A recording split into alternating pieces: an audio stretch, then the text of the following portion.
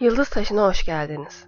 Hala aynı mı bilemiyorum ama benim öğrencilik dönemimde tarih hep madde madde, sebep ve sonuç olarak anlatıldı. O anlatım şekliyle de benim ilgimi çekti ama pek çok kişi için tarih, ezberlenmesi gereken maddelerden oluşan prangaryadan öteye geçemedi. Oysa içine girildiğinde, dünyanın belki de en zorlu coğrafyasında verilen var olma ve büyüme mücadelesinde herkesin dikkatini çekecek çok fazla hikaye var. Bunlardan birisi de 1. Kosova Savaşı. On binlerce kayıp verilmesine rağmen 8 saatte yok edilen bir Haçlı ordusu. Hoş bizim tarihimizde bu zafere pek yer verilmez. Olsa olsa belki bir, hatta yarım sayfa yer ayrılır. Ama savaşın Sırp tarihindeki yeri çok büyüktür. Sırp milliyetçiliğinin bu olaydan sonra doğduğu söylenir. Gelin bu savaşın detaylarına girelim. Osmanlı Devleti'nin Balkanlardaki varlığı ve Batı Trakya'da ilerleyerek Sofya, Niş ve Manastır alması, Balkan devletleri arasında bir paniğin doğmasına neden oldu. 1836 yılında yapılan Sırp, Bosna ve Arnavut İttifakı, Poliçnik Muharebesi'nde 30 bin askerden oluşan bir ordu ile 20 bin kişilik Osmanlı ordusunu yenerek Osmanlı Devleti'nin Balkanlardaki ilerleyişini yavaşlatacak olan bir zafer kazandı. Bu zaferden de cesaret alan Sırp, Macar, Arnavut, Bulgar, Hırvat, Leh ve Çek orduları 1839 yılında kendi aralarında Türkleri Balkanlardan atmak üzere güçlü bir Haçlı ordusu oluşturdular. Bu ordu mevcudu 100 bin civarlarındaydı. Balkanlarda Sırp Kralı Lazar komutasında Osmanlı'ya baş kaldırmak için bir araya gelen prenslikler Sultan Murat tarafından öğrenildi ve Osmanlı bu isyanı başlamadan bitirmek üzere 1. Murat komutasında sefere çıktı. Ordular Haziran 1839'da Kosova Ovası'nda karşı karşıya geldiler. Haçlı ordusu süvari ağırlıklıyken Osmanlı ordusu okçu ağırlıklıydı. Osmanlı savaşa 3 koldan girdi.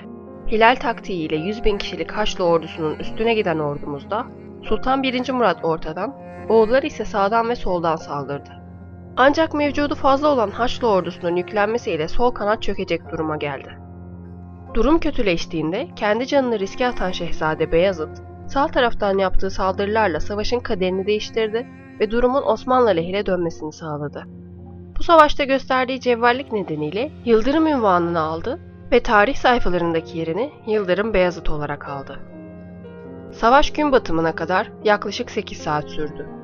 İki tarafın da hayli zorlandığı ve 40 ya da 50'şer bin zayiat verdiği düşünülen savaşın sonunda savaş meydanını gezen Sultan 1. Murat, eteğini öpecekmiş gibi yapan Sırp Kralı Lazar'ın damadı, Sırp asilzadesi Miloš Obilić tarafından göğsünden zehirli hançerle hançerlenerek ağır yaralandı. Ancak bu olayın aktarılışında değişiklikler var.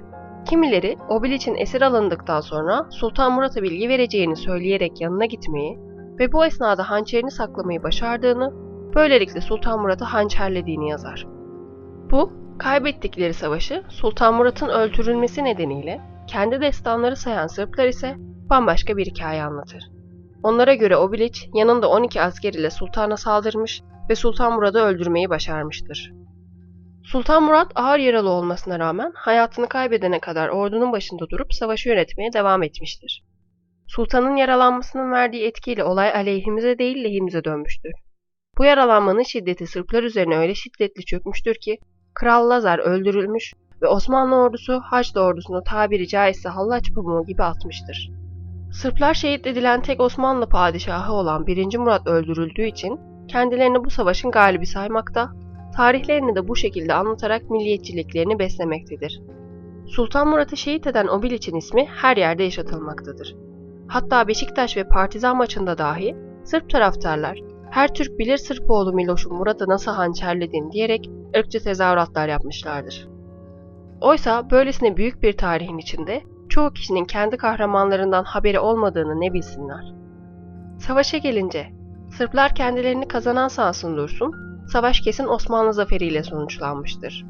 Kral Lazar ve damadı Obilić öldürülmüş, Tula Nehri'ne kadar olan topraklar Osmanlı'nın eline geçmiştir. Kuzey Sırbistan'da Osmanlı hakimiyeti kurulmuş, ayrıca Osmanlı'nın Balkanlara uzun süreli olarak yerleşmesine zemin hazırlanmıştır. Bu savaşın etkileri günümüzde görülmeye devam etmektedir. Sırplar hala bu savaşın intikamını ister. İşte tarih ve hayat tam olarak böyledir. Bir yanda bu savaşı belki sadece bir kez tarih derslerinde duyan ve olanlardan pek de haberi olmayan Türkler, diğer yanda bu savaşı tarihlerinin ve milliyetçiliklerinin merkezine koyan, Hala futbol maçlarında bile tezahüratlaştıracak kadar öfkesini içinde taşıyan Sırplar. Ne diyelim, biz tabii ki her savaş için milletlere karşı içimizde kin ya da küçümseme duygusuyla yaşamamıza devam edemeyiz. Zira öyle bir şey yapmaya kalksak, yaşayamayacağımız kadar dolu bir tarihimiz var. Ama unutmamak da gerek.